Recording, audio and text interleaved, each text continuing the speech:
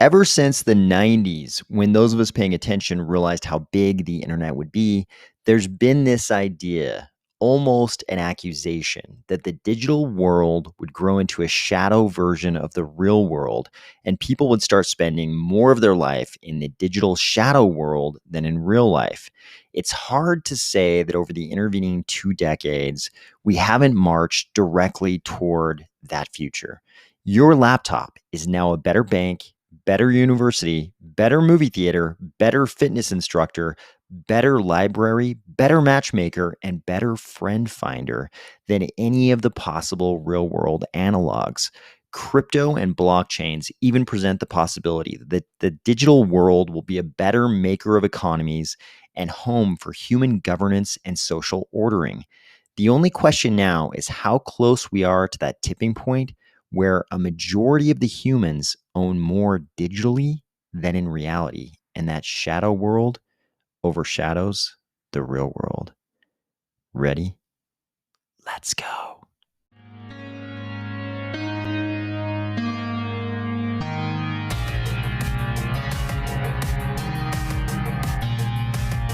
Today, we're going to discuss this notion of these two worlds, the Cardano Island land claim in Spy Village, the announcement, sort of the first live event in Pavia, MuesliSwap V2 launching today, a new info site for Cardano dApps, the first Indigo DAO temperature check, a new documentary on Coinbase, the Ethereum community asking itself if it's already crossed a line it never should have, and Elon talking about Twitter as the beginning of an everything app.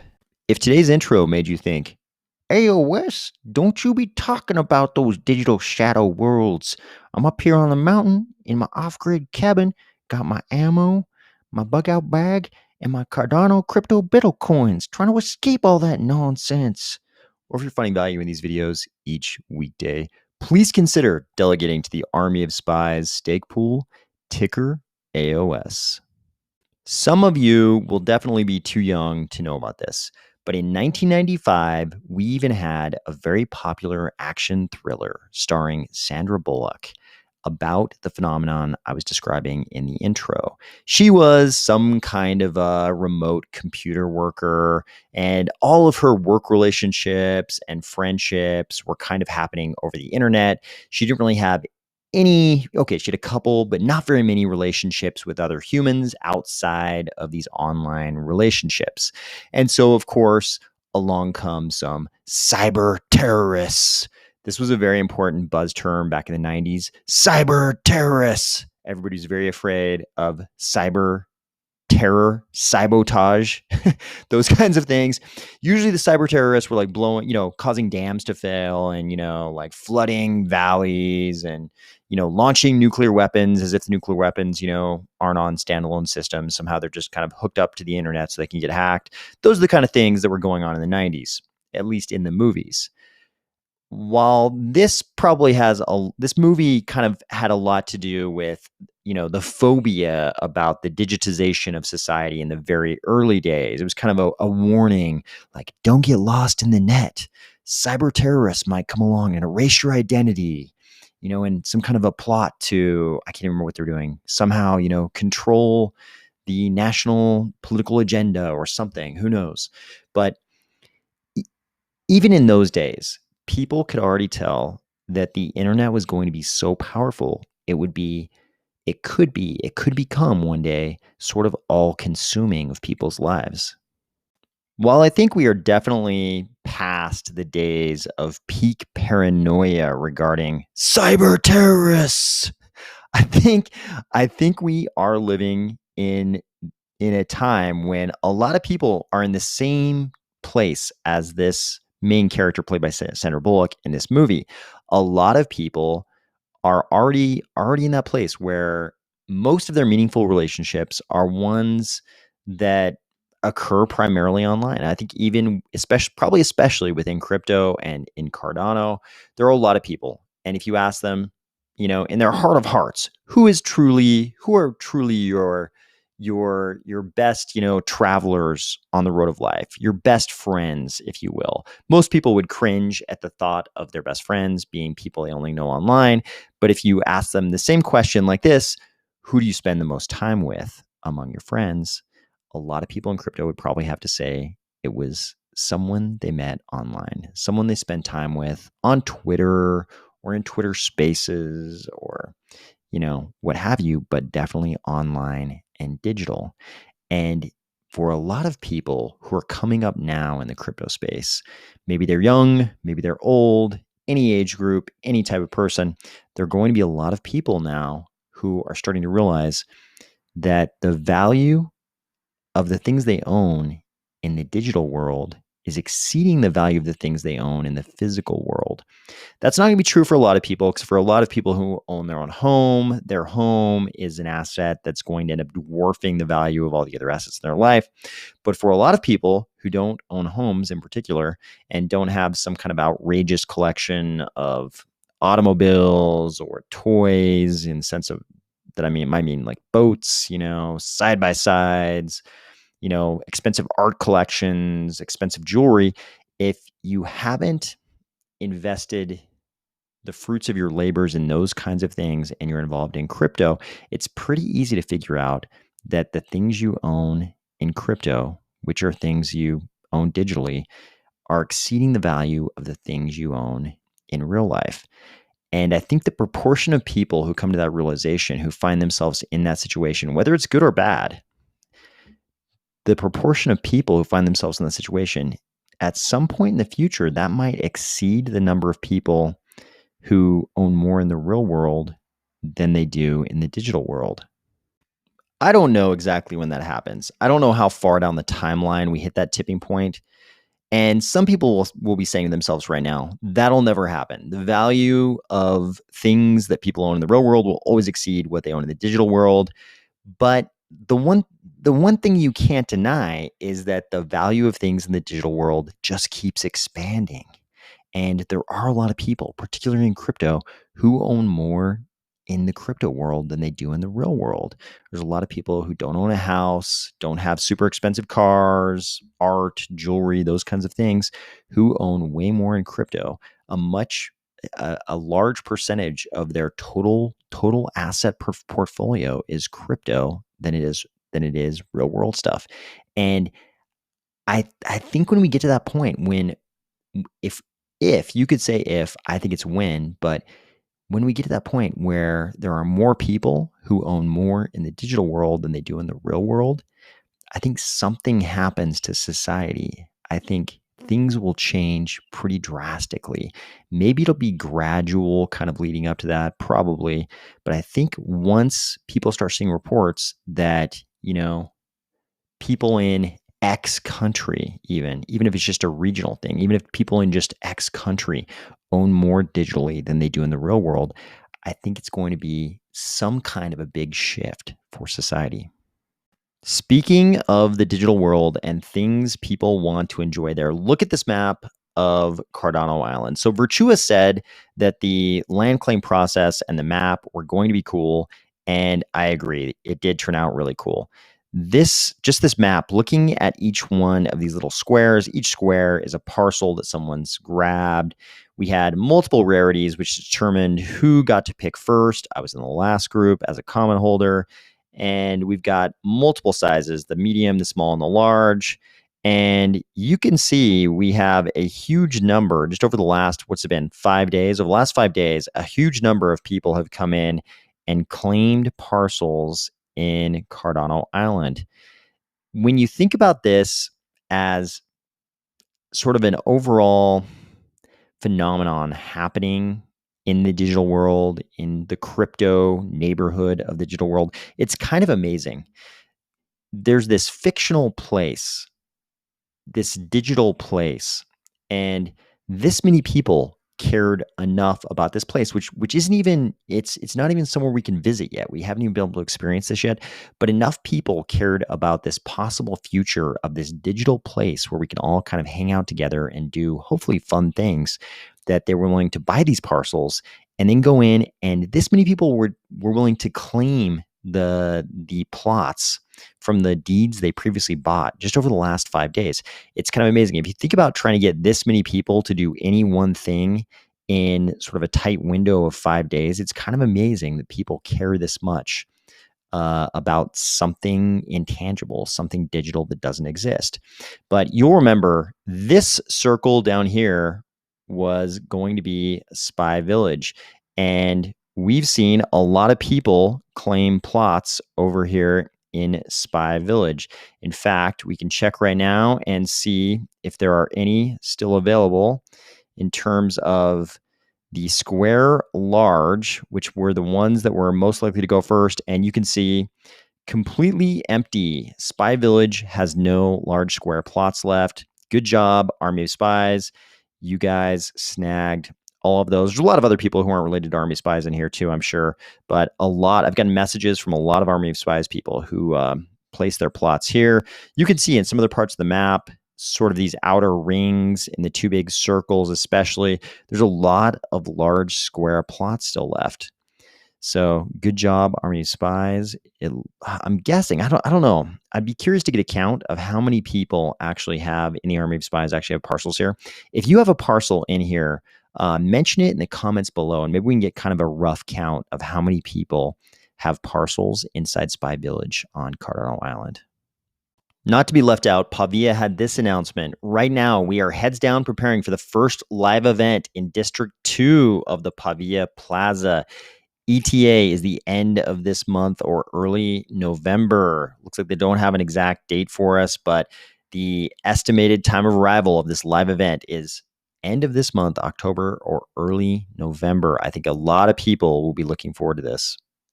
You're probably watching this on the 5th of October. Lucky you, that is the day MuesliSwap is launching liquidity pools, Plutus V2 scripts, and their order book connected to liquidity pools. All of this MuesliSwap V2 on the 5th of October. So it looks like 5 p.m. UTC. I'm not a gigantic fan of AMMs, but I do like order books. I like order books more than I like AMMs. I'm really glad we have AMMs, and I love the projects who launched AMMs in Cardano, especially the ones who launched them so early. But having said that, there's something I like better about order books. So I'm excited. I'm excited to see that MuesliSwap is kind of morphing these two and not just launching a regular AMM protocol. I'm glad that it's this sort of hybrid model with the order book connected to liquidity pools. Project governance is heating up in Cardano, guys. Did you say you wanted DAOs? Because you're going to get DAOs, including the Indigo DAO. They're doing what I believe is their first temperature check, and this is a temperature check on the DAO constitution. You can see it here in their governance forums. And if we come over here to their GitHub, here is the actual constitution that they want to get everybody's feelings on.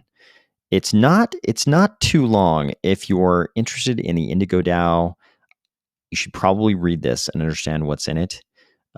It's not too burdensome a read. So I would come over here to their GitHub and check this out. It's Indigo protocol / Indigo DAO.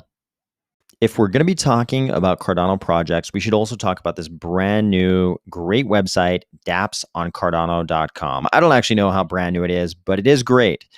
As you can see, they give us a bunch of very interesting metrics on all the most popular Cardano dApps. You can see they place each dApp in a category, then they give us a transaction number, a volume number, a scripts balance number, and a unique accounts number. I think this is unique here. And no surprise, Cardano is a very NFT heavy blockchain. So the most dominant, very dominant actually, NFT marketplace, JPEG Store, is leading the dApps in terms of transactions.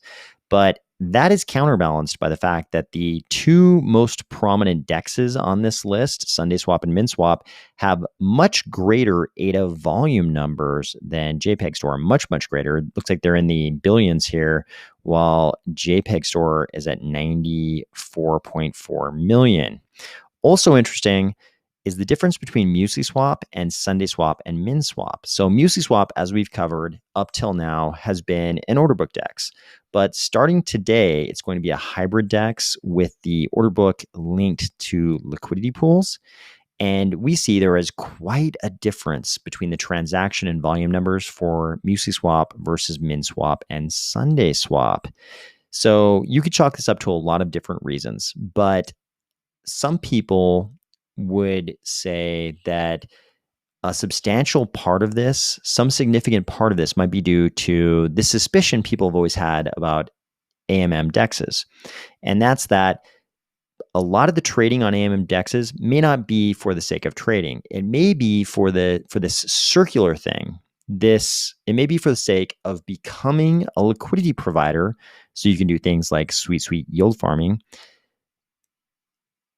And the purpose of being a liquidity provider is so you can provide liquidity for trades. But maybe a lot of the people are just trading, so they have the right amounts of the assets in the trading pair for the liquidity pool they want to be a liquidity provider in. So it might be some portion, definitely, but we don't know how much of the trading activity on these AMM dexes is just people circularly making trades so they can be liquidity providers in the liquidity pool, which theoretically is to provide liquidity for trades, but maybe a lot of the trades are happening so that people can be liquidity providers. You can see how this might become kind of circular.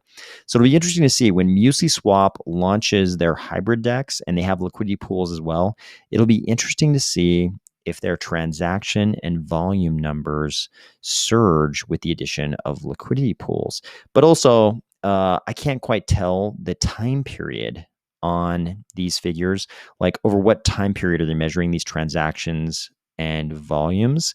So it may also just be related to SundaeSwap and MinSwap operating, at a different type of market that we had earlier this year when they launched. But that also doesn't make sense because MuesliSwap was the first DEX to launch on Cardano. Guess what you get to do when you're the billionaire founder of a giant public company? You get to shave your head, wear black t-shirts, and have multi-year documentaries made about yourself and the founding of your company. That's what Brian Armstrong has done for himself and Coinbase. And that documentary is coming out in 2 days. If you're listening to this video on the day it comes out, then this documentary is coming out on all the usual platforms in 2 days. So we usually think of Brian Armstrong as the leader of this gigantic centralized exchange. And most of us in crypto, I'm going to go out on a limb here and say most of us are probably not deeply romantically in love anymore with centralized exchanges. We tend to have a much higher regard for the decentralized exchanges. And, part of that is just because we value decentralization. Another part of that is because we are sick of paying such high fees to these giant corporations that own these centralized exchanges. But at the same time, we also need fiat on-ramps. And it turns out the centralized exchanges are the fiat on-ramps, especially these big ones, are the fiat on-ramps most of us first use to sort of enter crypto. I actually think this documentary will probably do a fantastic job of humanizing Brian Armstrong.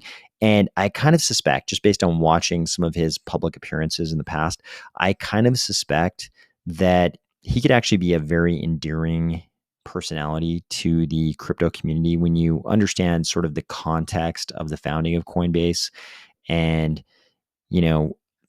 what it represented at the time of its founding. You can kind of understand the trajectory that he and Coinbase have been on all this time and how he would end up in this position he's in now, whether you think that's good or bad. But I'm kind of looking forward to this documentary, and I think it'll probably change some people's perception of him.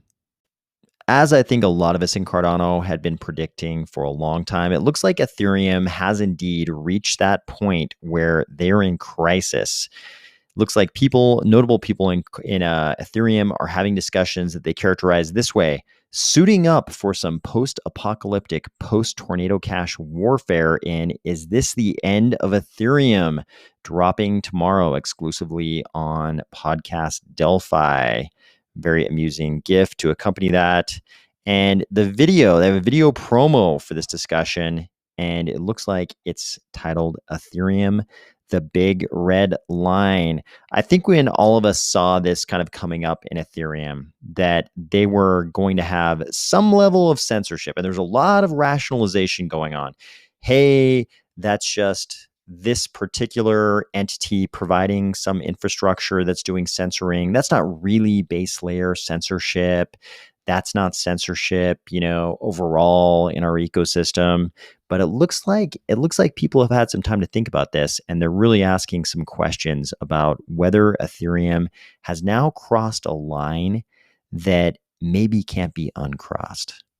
Finally, we saw some interesting news in the world of the Twitter Elon Musk transaction today. It was announced that it looks like Elon's going to go ahead and consummate the deal with Twitter. He's going to buy Twitter, it looks like. I mean, never say it's a done deal, but it looks like he's going to buy Twitter very soon. And Elon added this commentary: buying Twitter is an accelerant to creating X, the everything app. If I remember correctly, Elon had, I think, a URL, which was x.com. And I think that was the original URL before PayPal for the entity that led to PayPal or something like that. And I believe he got that URL back from PayPal some number of years ago, a few years ago. I think I remember this happening. But it's looking like he's going to take Twitter and use Twitter as the foundation for something he's describing as the everything app. And a lot of people today have speculated on what would be included in an everything app, but I think we can all imagine that payments in some way, given that Elon is an ex-founder of PayPal, we can imagine that payments would be involved in an everything app and probably a lot of other financial things, a lot of other financial functions. And we also know that Elon, while not a great proponent of our chosen ecosystem, is a huge proponent of Doge, which maybe doesn't make a lot of sense to people in an ecosystem like Cardano. But I think the important thing is that he is a proponent of some cryptocurrency. I don't have knowledge that would make me say the same thing about anyone currently in the management of Twitter. Jack Dorsey, one of the founders of Twitter, of course, previously a part of the management of Twitter until recently, was a huge proponent of Bitcoin. And it seemed like not much else. He didn't seem to like altcoins that much, or at least I didn't see any evidence that he liked altcoins. And I haven't seen anything to make me think that the current management of Twitter likes crypto at all. Maybe there are some people in there who like crypto, but I haven't seen it. What we do know is that Elon does like crypto. Maybe he doesn't like the crypto that we like, but he does like crypto. So I think if Elon is successful in creating this X app, this everything app, it's probably going to involve some crypto.